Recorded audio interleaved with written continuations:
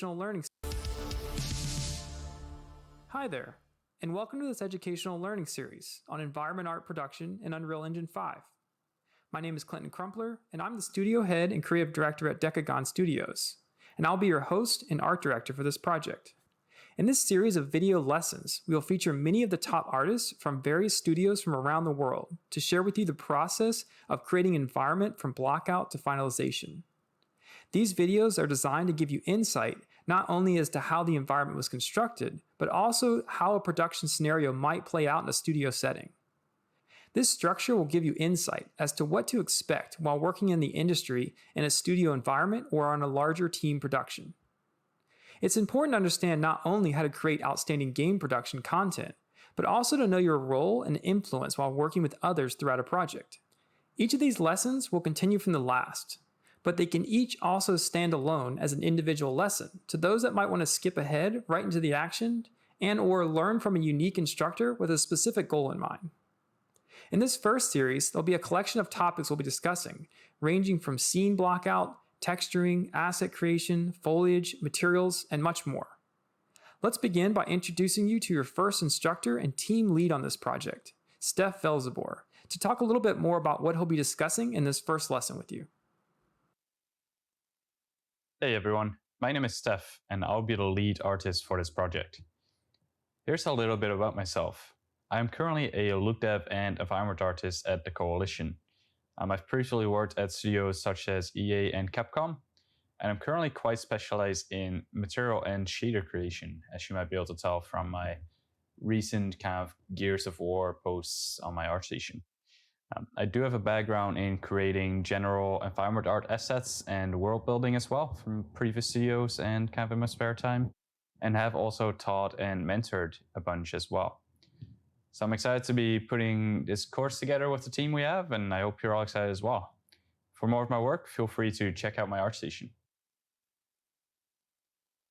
For this project, we'll be creating an entire environment art piece from start to finish, using Unreal Engine 5 to use the latest tech such as Nanite and Lumen. To assist me on this journey, we've put together a team of talented specialized artists so that you will learn directly from experts in each part of the field. This will be done in a series of 8 videos. To kick this off, I will go over basic project planning and blocking out in this first video.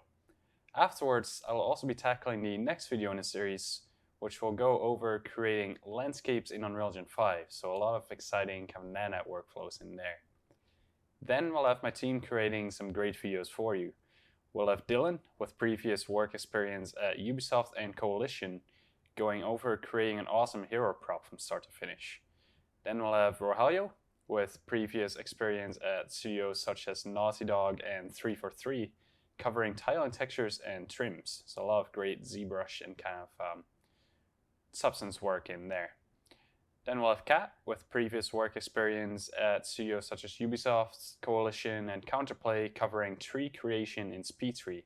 So basically going over how to make a tree from start to finish in SpeedTree. So if you're interested in making foliage, there's some great stuff to learn there.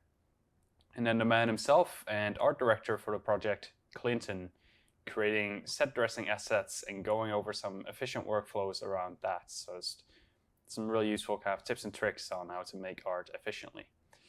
And then in the final 2 lessons, we'll be looking at creating a water shader taught by me. So it's going to be just a nice little water shader in Unreal Engine with a lot of nice depth and stuff to it. And then in the final video, the 8th video, we will be finalizing the scene. So kind of doing the final assembly, putting everything together, and just some final touches and rendering through Sequencer to really get the best out of our final shots. So that's kind of the overall overview for this series, just to give you a basic idea. So with all of that out of the way, let's dive into this first video. So in this first video, we'll be working on creating a solid starting point for the project. This will all be pretty basic stuff. We'll be gathering reference and blocking out our scene mainly, which is something a lot of you have probably done many times already. So if you feel like this is a little bit basic, always feel free to skip ahead. There's going to be more advanced parts of this project, and there's going to be simpler parts. But it's something I definitely wanted to cover since, your project is only ever going to be as good as your references It's very, very important to have solid reference when working on a large environment project. So in the very first chapter, we'll go over reference gathering and kind of general project planning. Then next, we'll create a basic blockout in Maya. Then in the third chapter, we'll set up our Unreal Engine project, followed by learning about exporting and importing workflows in chapter 4. In the final chapter, we'll cover creating proxy or individual blockout meshes to bring into Unreal Engine as separate assets that can be iterated upon. So let's dive into it.